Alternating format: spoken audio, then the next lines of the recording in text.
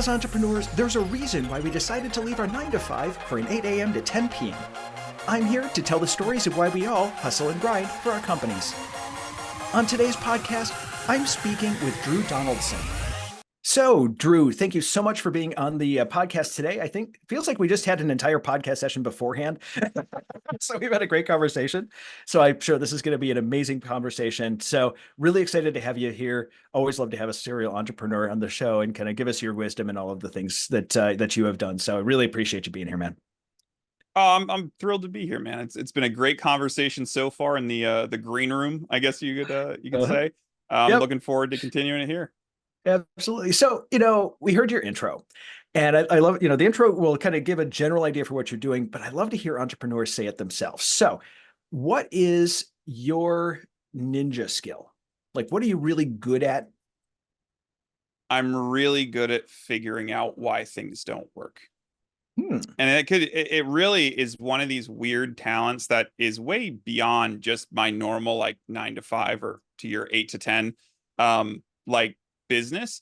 I guess I'm a bit of a systems thinker, and so I have this uncanny knack for looking at why things aren't working, whether it's a broken VCR or a marketing plan or a funnel or an ad campaign or a motorcycle I pulled out of some guy's shed. I can look at it and figure out why the thing isn't thinging and then fix it.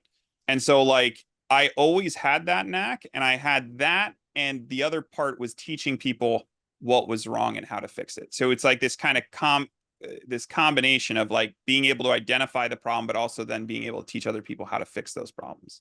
I love that. And so you were the kid like me who had, things disassembled on the kitchen table and stuff. Oh, much to my parents' chagrin. We went through so many VCRs because I wouldn't stop taking them apart.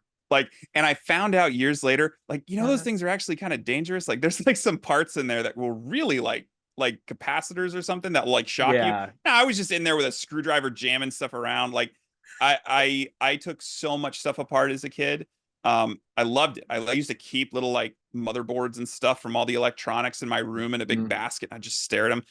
Never ended up doing anything with that skill, Uh-huh. besides breaking a bunch of VCRs, but and while fixing some VCRs in the meantime.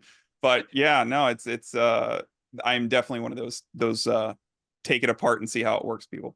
Yeah, VCRs fascinated me when I was younger. Like, I was trying to learn how to repair them and it never really worked well. And I've tripped a number of circuit breakers in my life. You know, I know what it's like to get shocked. Yeah, done that a bunch of times. But anyway, Yeah. and I think that's a skill, that is really necessary. It's, I think this is an entrepreneur thing where it's just like, let's poke this button and see what happens. I don't, not really a whole lot of due diligence on just let's poke, let's see what happens, figure it out and figure out how to now use this thing to our advantage.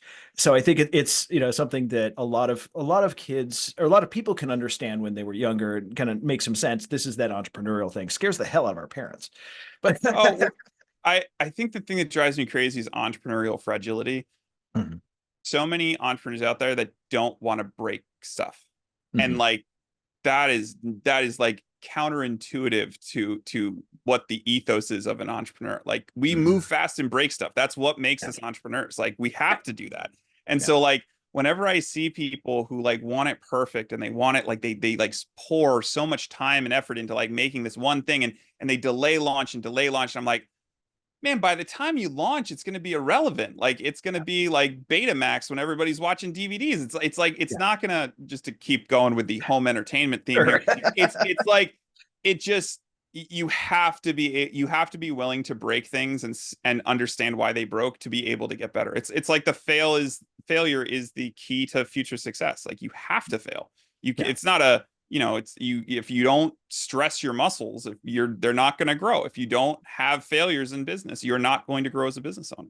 And I think one of the things that we're really good at in entrepreneurs is we're crazy enough to change the world. And sometimes that does come with an element of risk to it. And a lot of people don't understand what that risk is. They think it's risky. They think it's, what other words do I want to put to it? It's either risky or it's a huge gamble or it's, irresponsible or whatever term you want to put to it. But really, honestly, that's what we do. We want to see what happens. And I think that the only way we're going to actually innovate is by trying something completely new. I have a respect for Tesla because they try all the things and they really screw up a lot of the things. I mean, have you seen a Cybertruck? But Yeah. it's ugly as sin. But they Yeah. tried it. Yeah. They tried to do it. And it still is that matter of trying, like you said, mistake is another word for learn. A friend of mine said that once, and just kind of, so I'd rather jump off the cliff and build the airplane on the way down. That's Well, much more fun. I think a lot of people also, like, when you talk about risk, there is this terrible misconception that entrepreneurship is a risky endeavor. Mm. And it's because people don't know how to accurately calculate risk. Mhm. People assume the stable 9 to 5 job is safe because people told them it's safe, Yeah. right? Because that's just the way things are done. But if you look at the numbers and you look at the cycle of layoffs that happen roughly every 5 to 10 years, Mhm. a 9 to 5 job is just about the least safe like thing you could do in the world when it Yeah. comes to your professional development, because at any point in time someone can just decide that you are not worth your paycheck anymore and get rid of you, no questions asked. Now obviously, if you're in a union, if you're in some states where they have different laws around firing people, like that might be different. Or if you're under a contract, like, yeah, I get it. There's those fringe cases. But for the large majority of people, they are at will workers. So which means your boss can decide they just don't like the way you dress tomorrow and fire you without cause, without reason. And you really are not going to have much recourse, because unless it is on like a civil rights issue where you can get a high powered attorney to do the pro bono work because they're going to cash out Mhm. when you sue this company, Yeah. you're not going to get anything for it. Yeah. So if you look at it from that perspective and you're like, wow, I could get fired and lose all my income tomorrow just because my boss doesn't see me as valuable anymore, compared to building something and building a tool set inside yourself from scratch, and then being able to take that tool set and apply it to a million different businesses if you Yeah. want, 100 different businesses, whatever the size of your company or service you're providing. It's so much of a safer bet, because if you get fired by one client, it's fine, you'll still make rent. You might Hmm. have to not do Uber Eats this week, but Yeah. you'll still make rent, right? Like, and that the chances of getting laid off by all of your clients simultaneously is categorically low. And it's the same risk that you would have going into something like COVID, where it's like, well, everyone's getting fired, right? Like Yeah. everybody's losing their job. Yeah. There's a huge Risky than amount. that. There's a huge amount of I won't say security, but there's a huge amount of freedom in being an entrepreneur, and specifically because no matter what happens, I'm going to figure it out.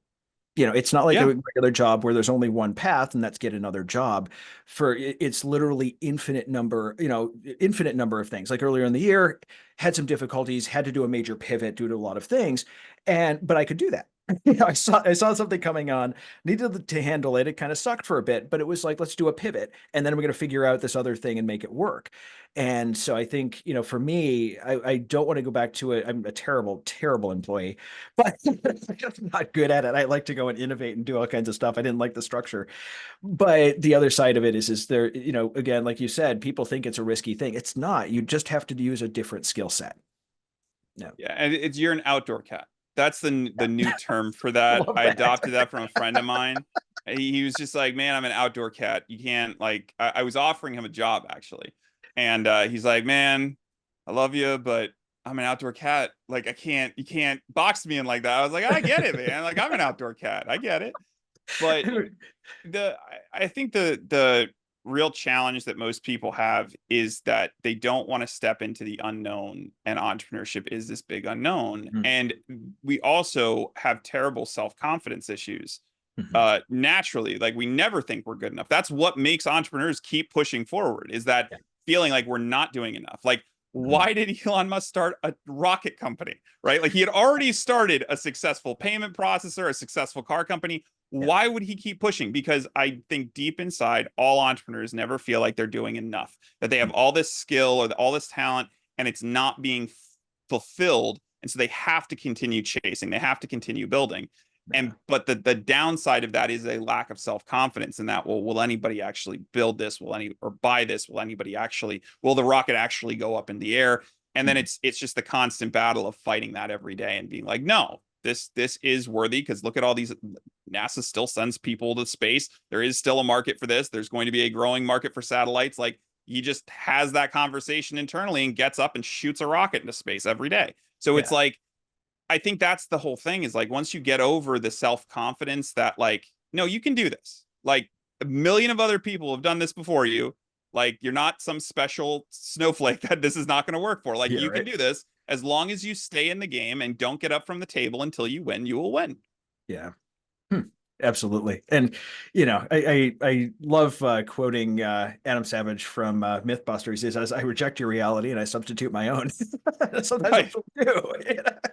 And that's Yeah. not what we do. It's just like, no, I want to do something completely different. And, you know, going back to what you were saying about self-confidence to it, and, you know, entrepreneurs always being there, I think we're terribly ADHD, which is really our superpower. And what that allows us to do, or what that makes us do, depending on how you want to look at it, is, um, you know, I sitting still is difficult. I'm gonna just, you know, I don't think I'm ever going to retire. I'm going to go out and just do other cool stuff. I'm going to create, you know, I'm going to start building stuff and creating stuff and going out and doing it over and over and over again. And I've seen some entrepreneurs in their 60s and 70s who are still out and creating because that's how they roll, you know. And I think we're going to get these, you know, I don't know. I want to start a retirement village of entrepreneurs and just see what comes out of it, because that's got to be the coolest thing in the world.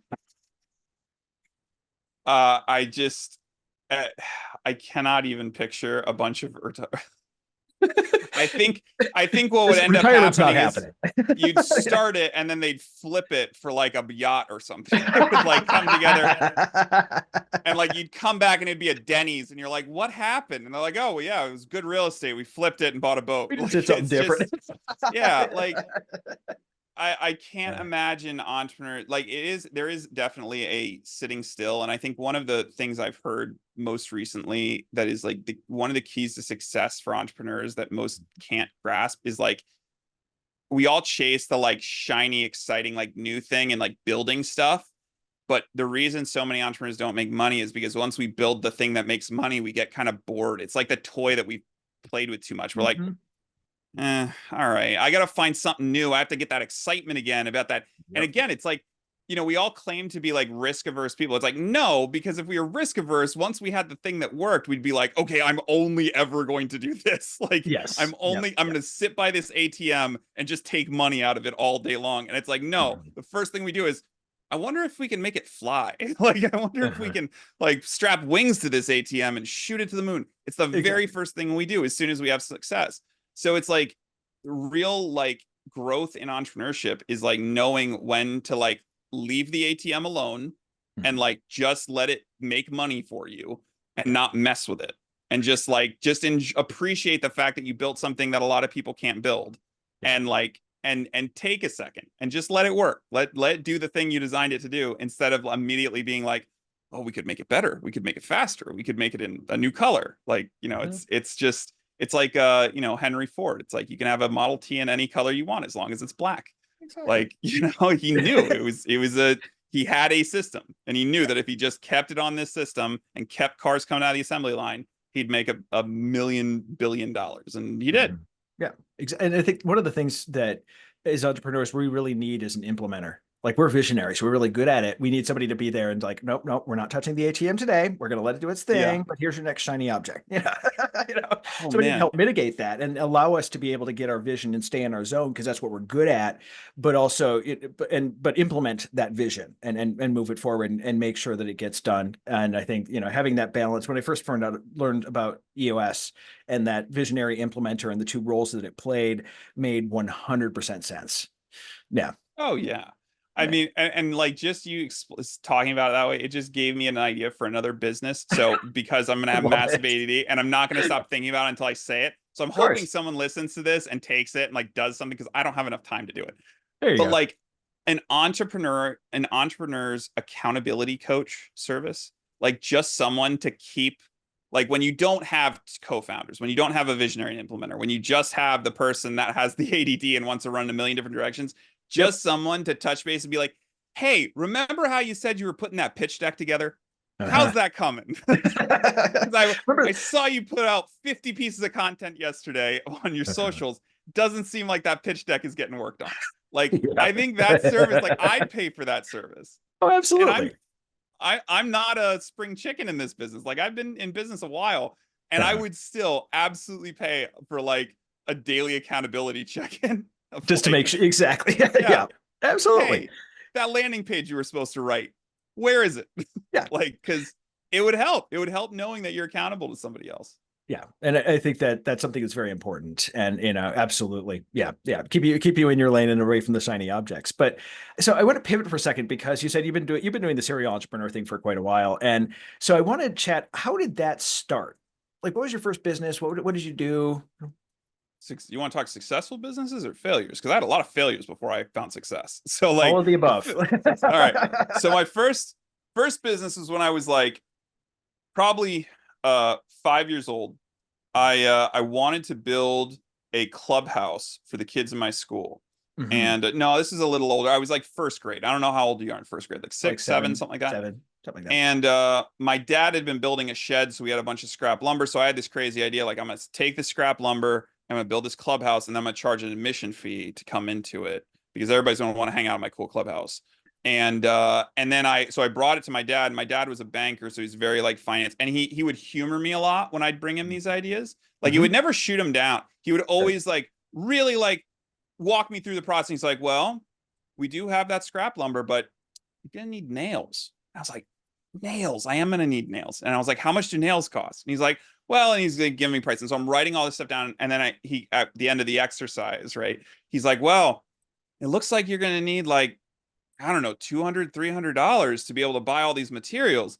Maybe this isn't a good idea. And I was like, oh no, I can make that money. And so what I did was I collected stickers from all over the place. Like because all the like sticker books we had and like everything, I put them in a bin and I would go onto the schoolyard and I would sell stickers to kids. And that was Nice. my first hustle. And I got caught immediately and Uh, was told like, you can't do that. Like you can't hustle kids for their lunch money for stickers. Like kids have to eat. And so I never ended up opening up my clubhouse for my first grade friends. But right after that, my next idea, because I asked my dad, I was like, they won't let me sell stickers at school. Like, what else could I do? And he's like, oh, go get a job. And like, because he was just, and he said in a playful manner, but like that's what all of our parents said back in the yeah, 80s and 90s, right? Go get a job. Like I'm not giving you any money. yeah. And so I went through the classifieds and I called a video store and got an interview. And like my dad heard me at like 7 years old talking to this video store inquiring about a job. And he was just dumbfounded. And like he's like, I didn't think he'd actually do it.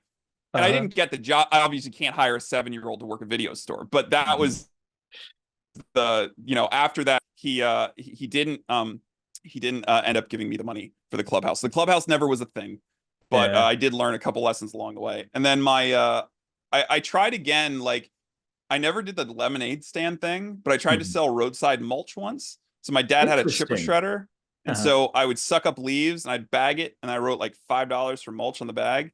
Hmm. Didn't sell any of that. Didn't Mhm. really have a marketing plan. Lived on a dead end street, so there isn't a lot of traffic. Yeah. Again, like I'm learning lessons here, right? Yeah. So Yeah. so that Yeah. was like when I was like 13 or something. And then my big businesses, my real businesses where I started getting paid really started in high school or college. And I Mhm. had I started a production company while I was like a junior in college. Mhm. And we got a deal with a recording. I had working in the radio, and that I got a client that was a manager of a recording artist. We did an EPK for her, back when EPKs were like physical media, DVDs, that kind of thing. We did her two music videos for her. And so that kind of launched into like a commercial production company. And I ran that for about 5 years. Um, Not terribly successfully. Like I was paying the bills, but there was no growth. And that's really what like clued me into like, oh, the reason I'm failing is because of marketing, because my work's good enough. People love the work. Like once I get in with the client, selling them is not the problem. It's getting the acquisition of the client in the first place, of getting them in my funnel is the problem. So I just like poured into marketing. And as I got better and better at marketing, I started doing more and more consulting. And so that kind of led to, probably almost 8 to 10 years of like just doing consulting, primarily like exclusive or semi-exclusive consulting. And then I started I had during COVID, I saw I refinanced my house, and the notary came, Uh-huh. and we're doing it at my kitchen table, because when you refinance, you don't go to a bank or anything, they just do it in your home. Yeah. And so we're like doing the documents, and he's like stamping it, and I'm like, what do you make for doing this, like coming out? And he's like, $175. And I was like, you've been here 30 minutes, you made $175 in 30 minutes? He's like, yeah. I was like, Nice. how much are you making a month? He's like, Yeah. I don't know. I'll probably make like 10 grand this month. I was like, you're making 10 grand stamping doc? I was like, I gotta. So I started a notary business. Uh-huh. It was profitable in 30 days. It's a Oh, notary. wow. Mobile notary is unbelievably lucrative. The reason Hmm. it lasted for like 3 months. I got bored, man. It's a boring Mhm. business. Yeah. It's literally stamping and signing documents. Yeah. That's the whole business. So I stopped doing that. And then that's really when like this business started. And it started as a coaching business for small business, and we grew that into an agency. And then now we're at a point where we have a coaching program for new and up and coming coaches and consultants. We have agency services, and we have enterprise level consulting for large organizations. So we really kind of cover the gamut. But since Mhm. then, we've really narrowed our focus only into coaches, consultants, and service organizations. So we're not doing 90% of the work we did 2 years ago. We don't do that anymore. We're really just honed in on this one particular group. Yeah, and like we were talking before, it's that niching down into something is really the best way to do it. Like I've been in learning and development for almost 20 years at this point, but there is a weird niche about, keynotes, and that's kind of that's a subsection of what we do, kind of. But being in that niche really helps out a lot and helps kind of distinguish me versus other folks. But I do want to talk a little bit more about GroHaus. GroHaus. So you're specializing. What would it look like to work with you guys? Like, what is your special sauce? So really, like, going back to that your first question is, like, most of our agency services, like our coaching program, that's a 12-month program. It's essentially an accelerator that takes someone from like the early stages of launching a business to having your first clients, to like essentially it's a you're in it until you make back your investment type program. Okay. So we're deeply invested in a small group of people to make sure they're successful, so that we can create like awesome case studies and testimonials and that kind of stuff. So like Mhm. that's what that program is. From an agency perspective, it's all about solving like really clearly defined problems. So Mhm. like I have one particular thing that is just like one service model that is just about creating a lead funnel. That's all it is. There's no other bells and whistles. I'm not going to post 15 times for you on social media. I'm not going Mhm. to write a bunch of blogs. I'm not going to do SEO on your website. None Mhm. of that's included. It's purely, we know that this formula works. We know it's a pain in the neck to set up. And so we're just going to do it for you. And you have to do 20% of the work. We're going to do 80% of the work. And then you're just going to pay on a fixed rate. This is what it costs, and it's yours. So we don't retain anything. And then if you want us to do like ongoing services, we have ongoing agency services like anybody, but it's not a requirement. It's just like kind of one of those things. It's like, hey, this is making you money. Like, why not just not worry about it and let us take on the you know optimization part of this process. Interesting. Huh. So now, one of the things I know you've noticed is you call yourself a new model agency. And what does that specifically mean? Like, what does that So mean to you? like if you think about the traditional big box agency, it's Yeah. kind of like going to Walmart, right? Mhm. Like you walk in with a shopping cart empty, and by the Mhm. time you leave, you have way more stuff than you ended up wanting to come in with. And you get to the cash register and you're like, oh my God, that is so much money. I can't believe I'm about to spend that. And it's Mhm. because, like, realistically, you didn't need all that stuff. You Yeah. just got sold it because the agency rep's job is to give you as much stuff as possible, right? Mhm. He is the flashy sign that's like, yeah, you did, don't you remember you need a new battery charger for your car, right? Like that's his job, is to sell you as much stuff as possible, not to build the most effective marketing plan. And so the problem I kept running into, especially when I was working with small businesses of all stripes, is I would be picking up the pieces from marketing agencies that did just that. They would tack on this piece and tack on, oh, we'll do social too. Oh, we'll do your SEO. We'll do your website. We'll do this. And it would be this hodgepodge of half-ass stuff. I'm sorry, I don't know if I could say that, That's awkward. but It's awkward. it's all bad, because instead of just focusing on the one thing they're really good at doing, they just tack on all these ancillary services and cause a big mess, and it costs the client a fortune, and then it ruins their whole trust with our industry. So I was like, all right, if I'm going to do this, I'm just going to have very clearly defined parameters about exactly what I'm offering. So like, if you hire us for the lead funnel, it's one type of lead funnel. There's not multiple types. You can have it any color you want as long as it's black. Like it's literally just this. Why is it just that? Because it works. Because in 6 months from now, you're going to be like, holy cow, that's the first time I've ever spent money on marketing and made it back. That's phenomenal. Like, that's why I don't do 15 different types. Or if people come and say like, hey, will you do SEO for a site? Absolutely not. Why? Because I don't find SEO to be incredibly valuable for the large majority of businesses. For the top 5% of businesses who are trying to shave off fractions of percents of their ad spend by raising a little bit in the organic rankings, yeah, it makes a lot of sense. Most businesses are never going to see a benefit of long-term SEO unless you started 20, 30 years ago. Then don't, if you're doing it already, don't stop. But like starting from scratch now is insane, right? So like we don't offer that service. I could go out and outsource an SEO guy, but it's not going to help the client. I only focus on those things that I know are going to move the ball forward, and everything else that's outside of that scope, we just don't offer. So highly targeted and no shiny object syndrome, which is, I think, a huge part of marketing right now is shiny object syndrome. There's so many different things out there. That's why I wanted to give you a chance to be able to kind of explain what that new model agency is, because it's such a huge market. There are so many things out there. And, you know, I mean, I started with a while ago with I did an organic Google search keyword kind of traditional marketing campaign, spent 15,000 and did not get a single lead on it. And there's a lot of ways you can go wrong in marketing. So I wanted to kind of have you kind of tell a little bit more about what that is and the right way to do it and how you do it, which I think is a much smarter way.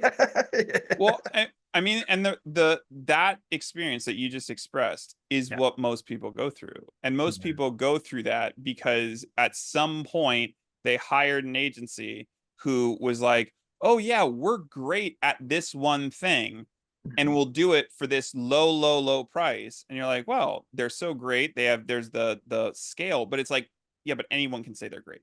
And if you're doing it if you're helping 200 customers at a time, well, it's kind of like playing 200 lottery tickets at a time. It's like, well, one of them will probably win something, right? You'll get some testimony out of them. And so what they're counting on is that they don't have to do A+ job on every client. They just have to do a C job on most clients and an A+ on a couple. And the ones that don't work, it's fine. It's a wash, right? Like they got their money. You're not getting the money back. Like they'll just let you go and go and get the next group. And so there's this very bad habit in a lot of marketing agencies of like not caring at all about retaining clients. And it's just about, how do I grow this thing as big as humanly possible, as quickly as humanly possible, so I can exit it as quick as humanly possible? Like, just like, here's my valuation. Look at all my, the numbers coming in. Buy me out before this whole house of cards collapses. And it's like that to me seems like the ethos that I'm seeing a lot of these marketing leaders have. Instead of like, hey, why don't we actually build something that's respectable, that drives results, that's like actually going to provide value, and then charge what it's worth? Because like, I'm not cheap. I'll be the first. I was cheap for a very long time. And for those clients who got me cheap, you got one over on me. But I'm very expensive. And I'm very expensive because I don't take a lot of clients, because I actually care about the clients I take. Like, I couldn't care about 500 clients. It'd be impossible. How would I have enough time in the day to care about that many? So I keep my book of business very small and very targeted, and make sure that I don't have a situation where I have to jeopardize quality of service because I need to onload 5 more clients because they're only paying me $200 a month to run their Google ads. Yeah, it's quality over quantity. And I think that with an agency, I tend to find that when I'm working at a higher price point, it's not only more fun for me because I can actually do something to help my client. It's like you said, it's not about going out trying to make the highest EBITDA that I can so I can get a multiplier on it and sell up my company. It's more, let me go out and actually do something good for folks. And then that's why I got into business in the first place, right? I want to go out and do some cool stuff, Well, I was talking about this the other day with a client, and I was like, you think that by lowering your prices, you're helping more people. But what you're actually doing is you're hurting people. Because think about it this way, right? Let's just take $100, right? Your service is $100 and you need to help 100 people to make the money you need to make, right? $10,000 a month, right? There's only 40 hours in a week. There's only 160 hours in a month. You have 100 people, right, that you need to serve. How are you going to do that? You're going to give each of them an hour? What about email? What about lunch? What about breaks? What about managing the organization? 100 people is going to take up a way more than an hour, because even if you're spending an hour with them on the phone each month, you're still spending a lot more time servicing them on the back part of that business. You're still not, you're still going to be cutting corners somewhere in the service. You can't give them 100% of your attention. You cannot help them really grow. Not to mention, they're going to value you as something that only costs $100. So are they really going to make the changes necessary? No. Maybe. Are they really going to show up to your coaching sessions? Probably not. They'll probably skip most of them. So it's like the idea of well, I need to be low price because I need to help the most people possible. It's well, if you really care about helping the most people possible, do this. Double your rates and then start a scholarship program and reach out to people who truly can't afford you at all and who are really desperate and would do anything to work with you, and help those people free of charge. If you're really like, if that's really the goal, is to help most people, you can do that. That's free. That costs you absolutely nothing, except accepting the fact that you're worth more than $100 a month. So it's like, I think that's mindset of like the only way to help people is to bring prices down. But it's like realistically, to help people the best, you need to charge what you're worth, because you shouldn't, it should never be a volume game. You shouldn't be competing with Walmart. Like you should be competing with like a boutique, because you're an individual. You are a boutique. And you're niched and you're not selling everything like Walmart does. I call it Walmart syndrome, and where you just want to, I think there's a fear-based component to it as well, especially when you first start off. You're like, I just need clients. And I've been guilty of it where, I charged way less than I was worth. And I was miserable because I wasn't really making the amount that I should have been making. And just, it was not a win for anyone. And so totally agree. I've fallen for that trap a lot. So yeah. Awesome. I swear to God, the offer framework, I wish I would have learned about it 20 years ago, because, and I give credit to Bob Bly. I think he wrote about it like 30 years ago, but like the concept of like, stop trying to have the diner menu of services and just selling like individual services, and come up with a unique offer. Like once I had implemented that in my business, it changed everything. Like our growth shot straight through the roof, because all of a sudden I stopped thinking about, well, I'm just selling a red ball. It's like, no, not selling a red ball. I'm selling hours of fun. I'm selling a way to reconnect with your family. I'm selling the best summer memories of your entire life. And it's like, yeah, but it's still a red ball. It's like, yes, it's the red ball. Like it's like, it is an offer. It is a specific thing that has all this other emotional baggage around it and all these other features and benefits around it. It's not just a red ball you can get at Walmart. It is the red ball. And so like when you wrap your head around how to create offers, man, if I would have known how to do this when I started my business, I wouldn't have failed half as many times. Because if I go back and look at all of my failures, aside from the ones in grade school, which failed because of, teachers wanting a cut and me not wanting to give it to them. Besides those, the man stepping in and intruding in my business. The FTC, the Federal Teachers Commission, coming in. But the reality is like, if I would have known that when I started my production company, that business would have been successful. That one piece of knowledge of how to structure an offer, I could have made that business success, because I could have looked at what was on the ground and what was missing. And like now it's so obvious. Now it's like, oh, well, obviously I should have just gone after businesses, like specifically businesses that were interested in doing video and didn't have big budgets, because that's who I ended up working for anyway. But if I would have put words around that, if I would have told people that's exactly who I was going after, and like actually had an offer that showed them like, here's how I'm going to help you get out of pain. Here's how I'm going to help you get video online that's actually going to, make sales for you. It would have changed the whole game. So it's like, man, that one piece is anything else in business. So we're getting towards the end of things here, and I do ask one question of every person, and that is, what is one book or podcast that you can recommend to the audience to help them out, that you have found that has really impacted your life? Can I give you one of each? You're more than welcome to. You can double dip if you want. Absolutely. All right. Alex Hormozy's podcast, I think it's called The Game Now. I'm sure you've heard this like a million times, but the reason I say this is because there's two gentlemen out there who saved my business, and Alex Hormozy and Joel Irway are the two gentlemen. They both came into my life at the same time. They were the first two people to open my eyes to offers, and they are the reason I'm sitting with you today. If I had not run into these two guys, I absolutely would not be where I am. And the only reason I mention Alex Hormozy's podcast, Joel Irway doesn't have either books or podcasts. He does courses. But the only reason I mention Hormozy's podcast is because the book I want to recommend is not his. He has two great books too. Read both of his books. They're all great. But the book is the Adweek Copywriter's Handbook by Joe Sugarman. Copywriting, next to offer creation, copywriting is like the second biggest skill that if you learn, you will dominate your market. And it's a very hard skill to learn. It takes a lot of practice. But if there is any book out there that can teach you why copy works and how it works, the Adweek Copywriting Handbook is it. And Joe Sugarman wrote the Blue Blockers campaign. And everybody knows what Blue Blockers are. So it's like, that's the level of writing you're really looking into. And it's an unbelievable textbook. I still have it back there. I look at it from time to time. It has dog-eared to all, every page is dog-eared practically. But those are the two things I would say. Awesome. Perfect. Well, Drew, thank you so much for being on the podcast today.